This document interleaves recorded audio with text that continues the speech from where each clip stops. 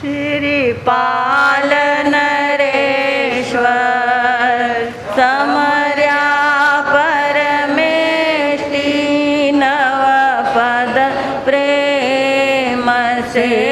श्रीपाल नरेश्वर समर्या परमेष्टि नवपद प्रेम से। अब हमने देखा कल कि काका भतीजे का युद्ध हुआ और होना क्या था। आखिर श्रीपाल जी की विजय हुई और काका जी को हारना पड़ा।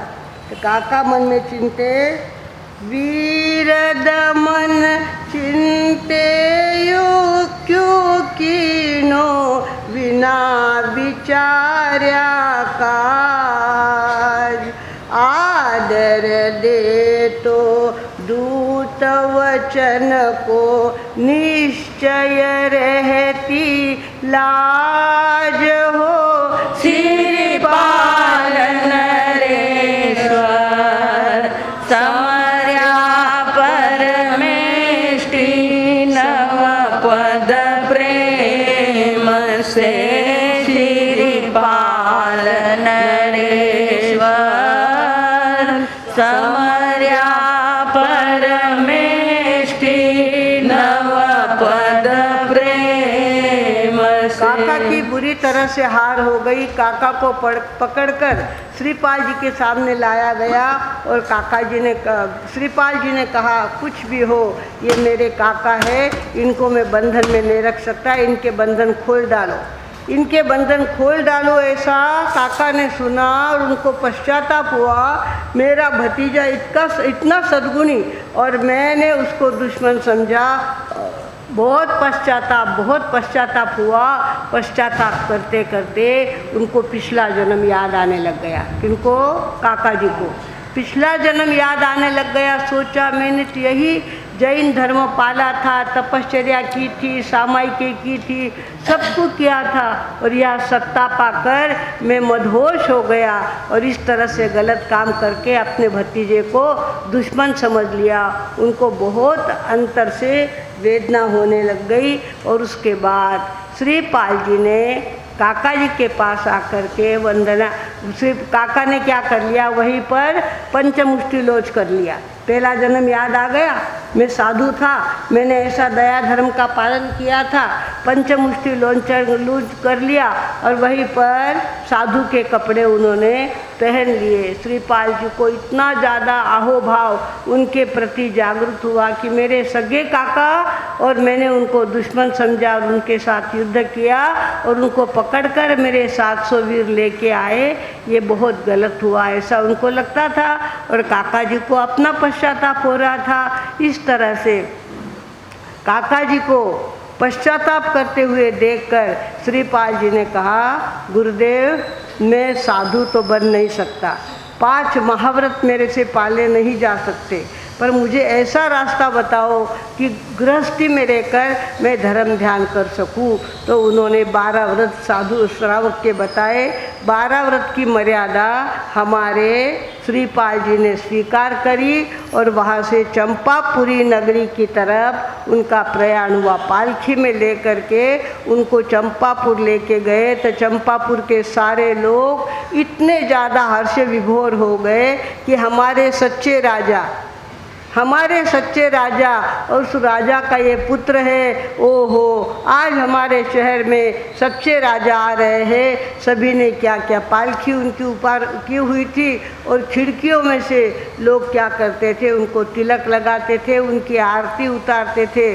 पूरे शहर में उनका इतना ज़्यादा स्वागत हुआ और श्रीपाल जी कहाँ पहुँच गए, अपने पिता की नगरी चंपापुरी में पहुँच गए। वहाँ पहुँच गए। उसके बाद उन्होंने क्या किया कि अपने जितने लोग थे, सेठ कौन थे, विमल सेठ, उसके बाद 700 कुष्टी और इस तरह से सारे उनके जो उनको सहयोग करने वाले लोग थे, उनको विविध प्रकार के पदवीदान समारंभ कर दिया। सबको पदवियाँ बांट दी कि तुमको इस राज्य में रहना है और मेरे साथ मेरा सहयोग करना है। सबको वहाँ पर बांध लिया। इस तरह से विमल सेठ का बेटा था, उसका नाम था, किसका बेटा था? धवल सेठ का बेटा, उसका नाम था विमल सेन। उसके कपाल के ऊपर सोने की पट्टी बांध करके लिख दिया नगर सेठ। क्या लिखा? नगर सेठ। उसको नगर सेठ बना दिया। इस तरह सारे बड़प्पन के काम उन्होंने किए और उसके बाद उनको त्रिभुवन पाल नाम का पुत्र हुआ। मैना सुंदरी को त्रिभुवन पाल नाम का पुत्र हुआ और सारी जितनी रानियाँ थी, परणी तेरे नार आठारी पेरावणी, 13 लड़कियों के साथ उनकी शादी हुई। 8 का उनको पेरावणी यानी दहेज उनका 8 का मिला। मतलब विधि सहित शादी 8 के साथ हुई। 5 तो सहेलियाँ श्रृंगार सुंदरी की यूं ही मिल गई थी। इस तरह से 13 उनकी हो गई थी। इस तरह से अपनी 13 रानियों के साथ वे एकदम खुश रहते थे। सभी को एक एक पुत्र हुआ। सभी के जिम्मे कुछ न कुछ जिम्मेवारी श्रीपाल जी ने डाल दी और इस तरह से श्रीपाल जी इधर ये राज कर रहे थे, उधर काका को क्या हो गया? अवधि ज्ञान प्राप्त हो गया। काका महाराज को क्या हो गया? अवधि ज्ञान प्राप्त हो गया। मतलब हम यहाँ पे बैठे हैं और सड़क पे कौन सी कार जा रही है, कौन से कलर की, वो यहाँ बैठे बैठे दिख सकती है। उसको प्रत्यक्ष ज्ञान कहते हैं। एक होता है परोक्ष ज्ञान, इंद्रियों के द्वारा जो ज्ञान होता है वो परोक्ष ज्ञान होता है, और बिना इंद्रियों के आत्मा के द्वारा जो ज्ञान होता है वो प्रत्यक्ष ज्ञान होता है। वो प्रत्यक्ष ज्ञान हमारे काका महाराज को जागृत हो गया और वे ज़्यादा गहरे उतरने लग गए। तो श्रीपाल जी को ये बात ध्यान में आ गई कि काका की डेप्थ बढ़ी हुई है, साधना की डेप्थ बढ़ी हुई है। तो उन्होंने पूछा, गुरुदेव मेरे साथ इतना छलावा क्यों हुआ? 5 बरस में मेरे पिता का स्वर्गवास हो गया, फिर मुझे कोढ़ हो गया, फिर वो धवल सेठ आया, धवल सेठ ने इतनी ज़्यादा मेरे साथ नाटक किए, ये सारा क्या है? तो गुरुदेव ने कहा, बेटा तुम्हारे ही कर्मों का फल है। पहले भी तुम राजपुत्र थे और तुम्हारे 700 साथी थे और तुम लोग क्या करते थे? शिकार के लिए जाते थे। शिकार के लिए जाते थे, हिरणों के पीछे दौड़ना, उनका शिकार करना, ये काम तुम्हारा लगातार चलता रहता था। और तुम्हारी रानी थी श्रीकांता नाम की रानी थी। वो तुमको रोज़ कहती थी ऐसे मत करो, ये कर्मों का फल बड़ा विचित्र होता है, सारे कर्म तुम्हें भुगतने पड़ेंगे। पर तब वो नशा मुझे चढ़ा हुआ था, मैं किसी की नहीं मानता था, जो मेरे मन में आए वो करता था। मैंने संतों को कोढ़ी नाम के गाली दी थी, कोढ़ी करके ऐसा उनको चिढ़ाया था, तो इसके लिए मुझे कोढ़ हुआ। संत ध्यान में बैठे थे तो उनकी मश्करी करी हमने और उनको पानी में डुबाना फिर निकालना, पानी में डुबालना फिर निकालना। और संत तो ध्यान में थे, उन्होंने कोई गुस्सा नहीं किया, कुछ नहीं किया। पर इस तरह से तुमने बहुत अविनय आशातना अभक्ति की थी, जिसके फलस्वरूप तुम्हें भी पानी में डूबना पड़ा, तुम्हें भी कोढ़ हुआ और कई प्रकार की यातनाएं तुम्हें भोगनी पड़ी। तुमने किसी को मृत्यु का दंड दिया था तो तुम्हें भी मृत्यु का दंड मिला। ऐसे कर्मों के विविध फल तुम्हें भोगने पड़े। भगवानों, अब तुम्हें धर्म मिला है, नवपद की आराधना मिली है। नवपद की आराधना के साथ संवर की साधना, निर्जरा का रोकना, ये सारी बातें आप करेंगे तो कहते हैं श्रीपाल जी अपनी साधना में लग गए, अपने एक एक बेटे को एक एक जिम्मेवारी सौंप दी और खुद साधना में लग गए। कहते हैं हमारे श्रीपाल जी 90वें जन्म में केवल ज्ञानी बनने वाले हैं। 9वां जन्म में उनको केवल ज्ञान होने वाला है। इसके बीच उन्होंने तीर्थंकर नाम गोत्र का बंध कर लिया था। इतनी ज़्यादा दया पाली थी कि तीर्थंकर नाम गोत्र का बंध कर लिया था और आगे चलकर 90 जन्म में ये मुक्तिगामी बनने वाले हैं। और इनका सारा 9 से आंकड़ा है। मैना सुंदरी के साथ इनका संबंध था, 9 जन्म का सनम था, संबंध था। इस तरह से सारी बातें 9 की थी उनके पास। 9000 हत्ती दल था, 9000 घोड़े का दल था, 9 करोड़ पैदल था। इस तरह से सारी 9 की संख्या श्रीपाल जी के साथ जुड़ी हुई थी। और इसी तरह से करते करते श्रीपाल जी 90 जन्म में क्या करेंगे, समस्त कर्म घाती कर्मों का क्षय करके मोक्ष को प्राप्त होने वाले हैं। भगवानों, इस तरह से हमारे श्रीपाल जी की कथा किसने कही है? गौतम गंधर्व ने भगवान महावीर के मुख से सुनी थी। और वो राजा कौन से राजा? श्रेणिक राजा को वो कथा सारी सुनाई। वो कथा सुनकर श्रेणिक भी बहुत खुश हुए। उन्होंने कहा मैं भी अपने जीवन में सम्यक पुरुषार्थ करूँगा, सम्यक चारित्र का आराधन करूँगा और अपनी आत्मा को ऊर्ध्व गति की तरफ ले जाऊँगा।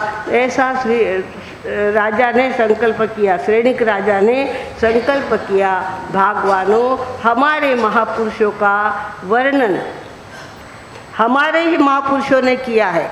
ये रास हमारे चौथमल जी महाराज साहब ने बनाया है और चारों तरफ से जानकारी इकट्ठी करके ये रास 700 गाथाओं का रास ये तैयार किया था।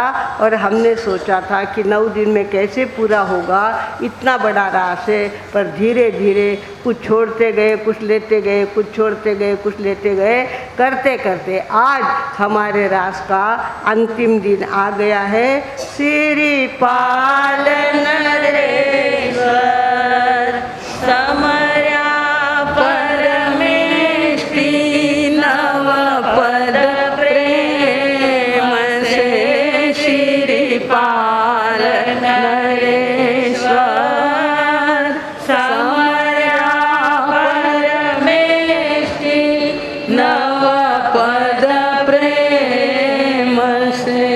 इस रास के द्वारा हमने देखा पंच परमेष्टि की महिमा क्या है।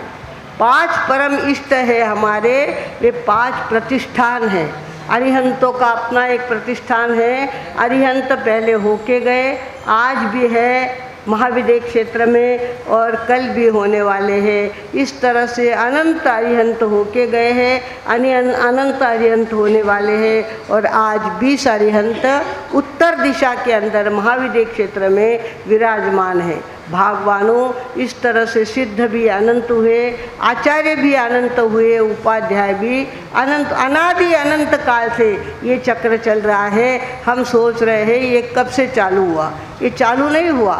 हमारे यहाँ भगवान ने कहा है जो भी होता है निसर्ग से होता है, निसर्ग सब कुछ करता है।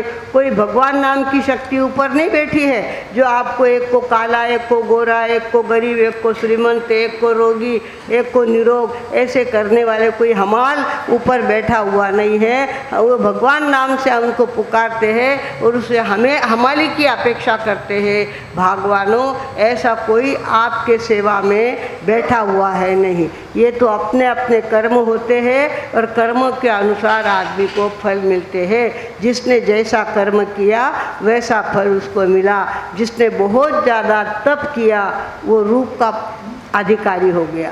जिसने शील पाला उसको इज्जत मिली, जिन्होंने दान दिया उनको धन मिला। इस तरह से भगवानों, इधर से करो और उधर से पाओ, इधर से करो उधर से पाओ। इस तरह से ये कर्मों का खेल अनादि अनंत काल से चला आ रहा है।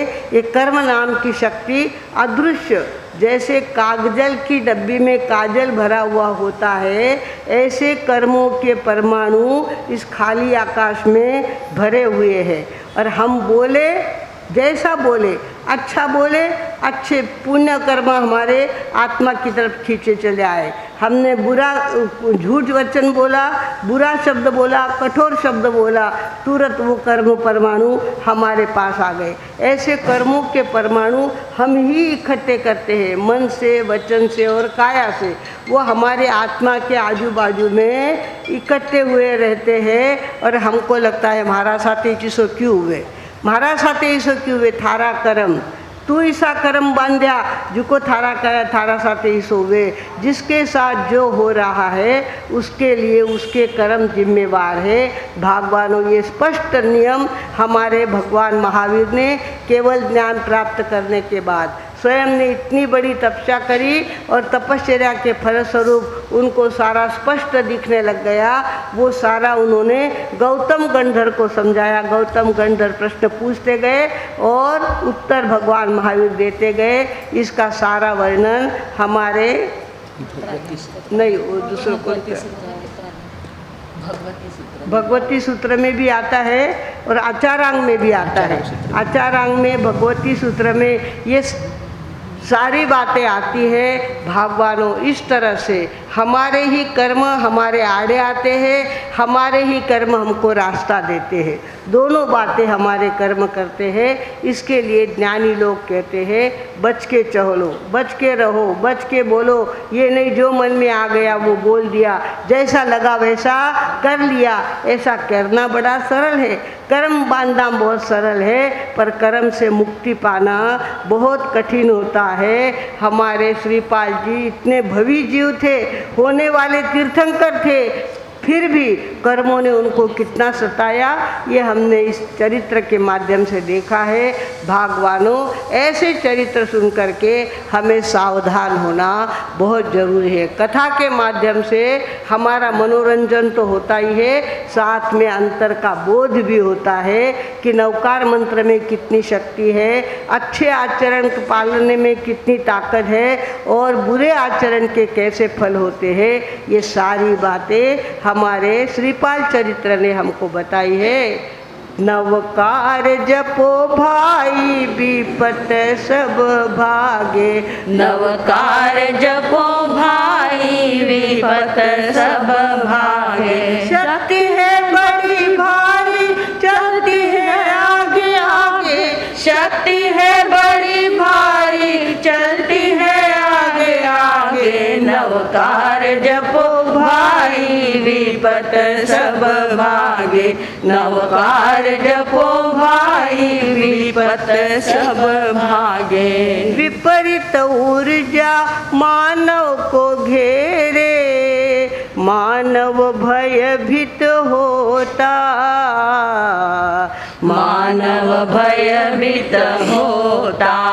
ऐसे समय में नवकार जप ले, भय निर्मूल हो जाता है, भय निर्मूल हो जाता।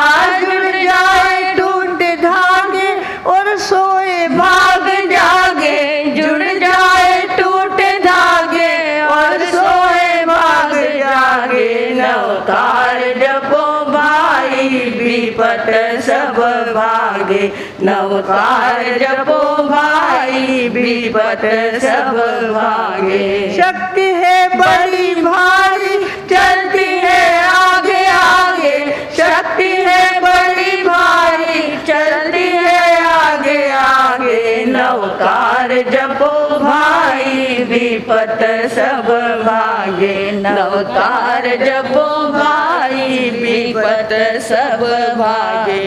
मैना सुंदर श्रीपाल राजा, धातुरवादी गुरुवर, धातुरवादी गुरुवर। आंबिल तप कर काटे अशुभ सब, बढ़ गई आत्मिक पावर है, बढ़ गई आत्मिक पावर। शुभ कर्म सार जागे, ना देर कोई लागे, शुभ कर्म सारे जागे, ना देर कोई लागे। नवकार जपो भाई विपत सब भागे नवकार जपो भाई विपत सब भागे शक्ति है बड़ी भारी चलती है आगे आगे शक्ति है बड़ी भारी चलती है आगे आगे नवकार जपो भाई विपत सब भागे नवकार जपो भाई विपत सब भागे। बोलिए पंच परमेष्टि भगवान की नमस्कार महामंत्र की जय। इस चारित्र के माध्यम से हमने गुरु की महिमा को देखा, नवकार मंत्र की शक्ति को देखा, आंबिल तप के प्रभाव को देखा और किसी तरह से 9 दिन हमारे धर्म ध्यान में गए हैं। ये आनंद का विषय है। बहुत सारे लोगों ने यहाँ भी कुछ लोगों ने किया है, कुछ लोग ऑनलाइन आंबिल कर रहे हैं। इस तरह से धर्म ध्यान की हमने क्या की है, प्रभावना किए हैं और आप सब ने उसको सहायता दी है। इसके लिए आपको बार बार धन्यवाद।